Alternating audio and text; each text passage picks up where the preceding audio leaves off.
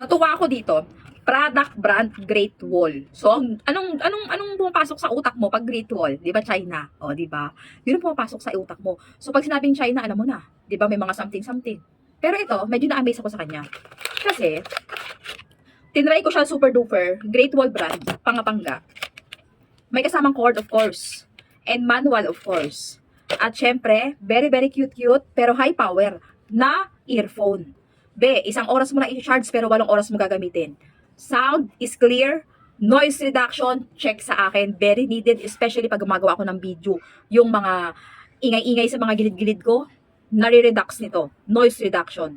No? Hindi masyado mas sound clip. Pero, clear is clear. Para ka na sa diskuhan. Yung dug. Yung ganun ang sound, ganun na ganun. Walang halong etchos, hindi ko naman paparinig sa inyo, di ba? Pero, sige, itry nyo lang siyang bilhin, napakamura. Ito pa yung nagustuhan ko kay Great Wall. Alam nyo kung bakit?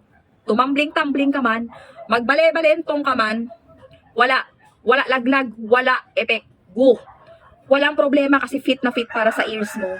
Ayan o, naka-fit ng maayos. Fitted na fitted talaga siya sa tenga mo.